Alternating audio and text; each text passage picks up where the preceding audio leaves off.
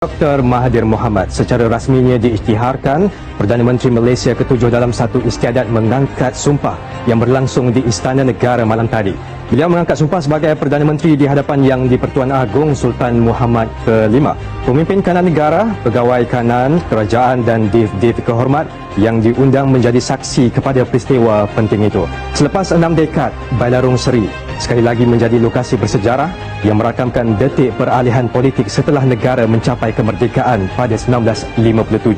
Pengerusi Pakatan Harapan yang berusia 92 tahun itu juga mencipta rekod tersendiri apabila kembali dipilih untuk menyandang jawatan tertinggi pentadbiran negara buat kali kedua. Pelaporan berita politik di Malaysia dilihat mula berubah pasca Pilihan Raya Umum ke-14 yang berlangsung pada Mei tahun 2018. Ianya ditambah pula dengan kewujudan teknologi baru selain aplikasi-aplikasi media sosial yang wujud memberi kesan langsung kepada industri media itu sendiri. Saksikan laporan penuh media dan politik pasca Pilihan Raya Umum ke-14. Dengan kekalahan buat kali pertama Barisan Nasional selepas lebih 60 tahun mentadbir negara, Pakatan Harapan mengambil alih tampuk pemerintahan selepas Pilihan Raya Umum ke-14. Ia ibarat membuka satu dimensi baru kepada banyak sektor, termasuk pemain industri media itu sendiri. Sudah pastinya perbezaan yang mahu dilihat adalah dari sudut kebebasan media. Bagi pengamal media, wujud perbezaan namun ianya terbahagi kepada beberapa aspek. Sebelum dan selepas Pilihan Raya Umum ke-14, sudah tentu ada perbezaan yang agak ketara. Kita melihat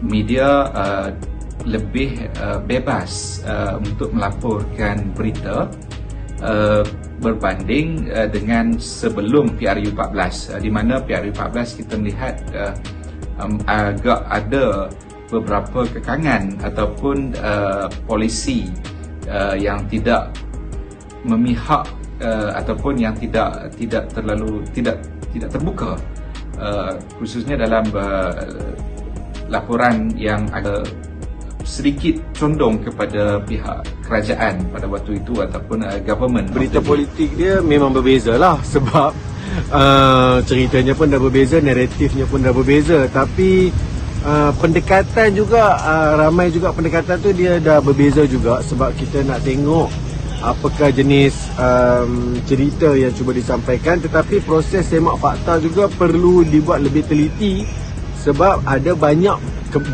berlaku kebanjiran maklumat yang menyebabkan orang ramai akan mudah terkeliru dengan maklumat-maklumat yang kita sampaikan, dan perkembangannya juga sangat cepat.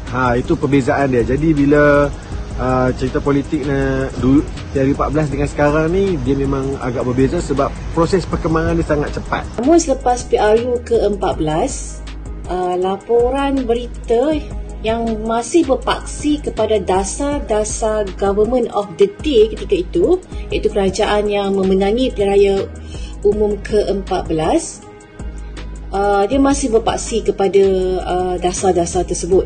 Kesemua laporan berdasarkan dasar-dasar baharu yang disampaikan. Tiada perubahan yang ketara dari segi kaedah penyampaian laporan.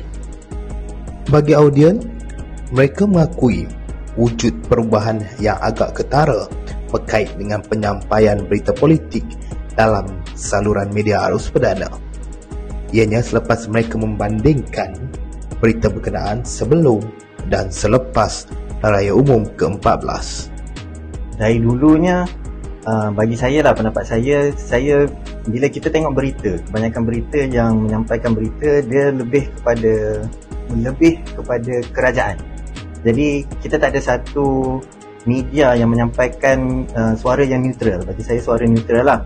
Suara kerajaan ni maknanya apa sahaja pembawakan yang dibawa oleh kerajaan, pihak media tu dia hanya akan fokuskan kepada apa yang dibawa oleh kerajaan. Tapi suara yang kita nak dengar daripada pihak pembangkang tu, pembangkang tak ada tempat untuk menyampaikan media mereka. Jadi perubahan daripada 2018 hingga 2022 kalau kita lihat.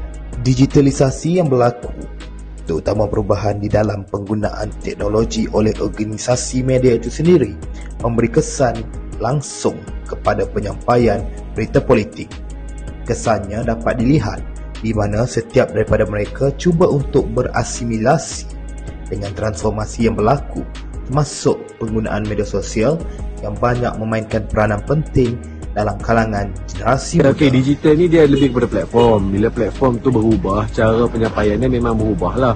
Bila cara penyampaian dia berubah, dia akan menyebabkan cara kita package maklumat tu untuk orang awam tengok pun kita perlu buat dia dengan lebih teliti, sebab attention span manusia pada masa sekarang ni dah berubah, dan ia menyebabkan kita perlu ubah sikit cara penyampaian tu agar dia sesuai dengan keperluan platform. Sebagai contoh, kalau kandungan itu untuk Instagram, maka cara packaging ni juga untuk Instagram. Kalau untuk TikTok, cara packagingnya untuk TikTok. Walaupun dia konten yang sama, tapi cara penyampaian itu dia ada sikit berbeza. Bagi agensi berita kerajaan seperti RTM, perkara melibatkan digitalisasi, terutama pelaporan berita politik, dilihat berlaku atau berjalan agak perlahan jika dibandingkan dengan organisasi media swasta yang lain. Saya yang di peringkat bawahan ini, pelaporan secara digital di RTM mula dilaksanakan, namun masih lagi di peringkat perlahan, dan laporan di TV dan radio masih digunakan sebagai medium utama. Berbanding dengan organisasi berita yang lain, yang saya nampak lebih cepat menggunakan peluang media sosial untuk berkempen dan melaporkan berita dengan cepat. Selain aspek digital yang perlu dipenuhi, berita politik yang disampaikan juga diharapkan oleh audien perlu neutral dan tidak berat sebelah. Berita politik ini perlu neutral sebab terdapat pelbagai golongan, pelbagai orang yang menyokong parti yang berlainan berbeza, di mana kalau media itu dia kawal satu kerajaan, satu parti saja, bukan semua orang akan tengok sebab mereka tidak akan minat. Tapi kalau media tu dia neutral, dia kawal semua media, dan pencapaian penontonan untuk berita politik itu lagi capai. Dari dulunya, bagi saya lah, pendapat saya bila kita tengok berita, kebanyakan berita yang menyampaikan berita dia lebih kepada kerajaan. Jadi kita tak ada satu media yang menyampaikan suara yang neutral. Bagi saya suara neutral lah. Suara kerajaan ni maknanya apa sahaja pembawakan yang dibawa oleh kerajaan, okey, pihak media tu dia hanya akan fokuskan kepada apa yang dibawa oleh kerajaan. Tapi suara yang kita nak dengar daripada pihak pembangkang tu, pembangkang tak ada tempat untuk menyampaikan media mereka. Jadi perubahan daripada 2018 hingga 2022 menginjak memasuki tahun 2023 dalam masa beberapa minggu lagi, beberapa aspek perlu dilihat dan ditambah baik agensi media tempatan dalam bergerak seiring dengan peredaran zaman. Ianya bukan sahaja bagi memastikan berita politik yang disampaikan mampu diterima masyarakat, bahkan boleh diibaratkan sebagai tak lapuk dek hujan, tak lekang dek panas. Saya melihat untuk tempoh 5 tahun, 10 tahun akan datang, sudah tentunya being an objective media adalah kunci kepada masa depan media, mana-mana organisasi media untuk kekal relevan kepada audiens. Jadi saya melihat selain daripada terus melapor ataupun berfungsi sebagai organisasi media yang objektif, media perlu menjadi sebagai medan kepada masyarakat untuk terlibat secara langsung dalam perdebatan ataupun diskusi isu-isu semasa, isu-isu yang dekat kepada masyarakat secara lebih terbuka, secara lebih objektif dan secara lebih berilmiah.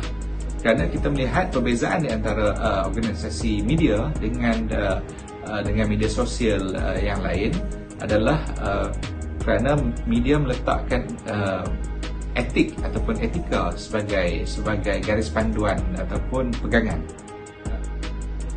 Mahu atau tidak mahu, media perlu berubah mengikut peredaran zaman, termasuk dalam menyampaikan berita politik itu sendiri. Ianya bukan saja dapat ataupun mampu menambahkan kualiti yang ada pada organisasi media itu sendiri, malah mampu menarik lebih ramai audiens bagi menyaksikan berita politik. Abdul Hadi Syawang, News 3 Utara Malaysia.